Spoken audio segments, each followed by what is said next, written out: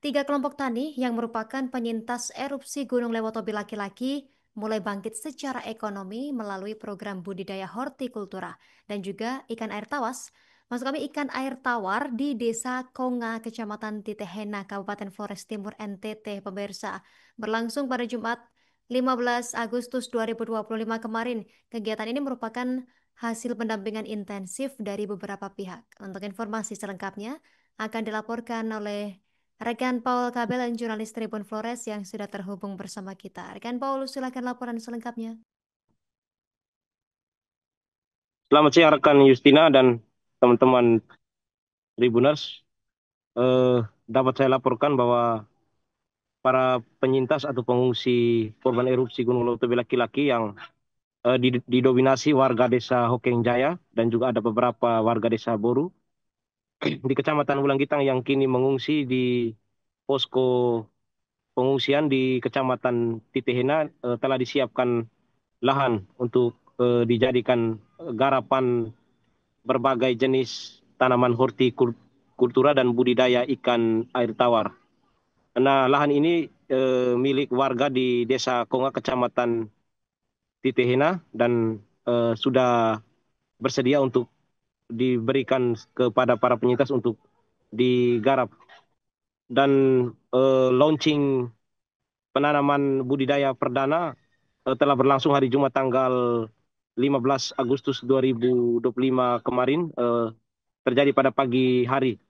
Dan kegiatan ini memang diinisiasi oleh kantor Kementerian Agama atau Kemenak Kabupaten Flores Timur yang dipimpin oleh Yosep Aloysius Baba Putra, dan memang stafnya yang adalah para penyuluh agama Katolik yang berada di Kecamatan Titina, Ilebura, dan Wulanggitang melakukan pendampingan secara intens terhadap para korban bencana yang ada di posko-posko pengungsian untuk mereka bisa beraktivitas. Tidak hanya berdiam diri di dalam posko, tetapi mereka disiapkan tempat untuk beraktivitas karena memang warga masyarakat ini dinominasi oleh para petani lahan kering dan ada juga para petani lahan basah. Dan kegiatan ini juga dihadiri langsung oleh pelaksana tugas eh, Kanwil dari Kemenak Provinsi Nusa Tenggara Timur, Bapak Ishak Sulaiman, yang juga datang bersama dengan kepala kantor wilayah dari Kabupaten Lembata dan Sika. Mereka bersama-sama dengan para petani setempat melakukan tanam perdana pada lahan seluas 0,25 hektar yang berada di belakang hunian sementara atau huntara yang di situ juga tempat para pengungsi dari beberapa desa tinggal. Dan menurut Aloysius Baba Putra selaku Kepala Kantor Kementerian Agama Kabupaten Flores Timur, mengatakan bahwa pihaknya tergerak untuk memberikan sedikit bantuan kepada para pengungsi, tidak dalam bentuk barang ataupun bantuan yang selama ini diterima seperti beras dan lainnya, tapi mereka memberikan tempat untuk para pengungsi untuk bisa bekerja sesuai dengan basic mereka sebagai yang bermata pencarian sebagai petani. Mereka memberikan ataupun melakukan hal ini bertolak dari kegelisahan juga keprihatinan mereka terhadap para pengungsi yang memang saat ini dihadapkan dengan situasi sulit karena kondisi mereka khususnya rumah dan perkebunan mereka di zona rawan bencana ataupun di kampung halaman mereka kini sudah tidak ada lagi yang bisa dipanen karena sudah hangus akibat material vulkanik yang terus eh, erupsi dari beberapa tahun terakhir, yaitu dari Desember 2023 hingga saat ini di Agustus 2025.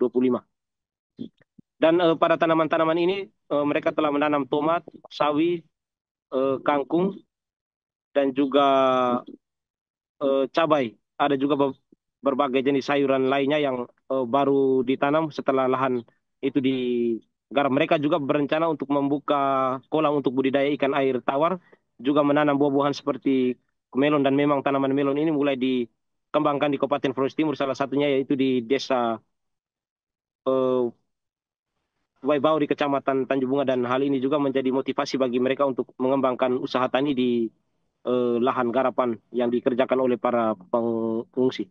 Dan informasi tambahan rekan Justina bahwa saat ini Gunung Leutowi Laki-Laki yang baru diturunkan ke level siaga secara tiba-tiba mengalami peningkatan aktivitas kegempaan yang cukup signifikan, sehingga eh, Pusat Vulkanologi melalui pos pengamatan gunung api Leutowi Laki-Laki menaikkan status Gunung Leutowi Laki-Laki dari level 3 atau siaga ke level 4.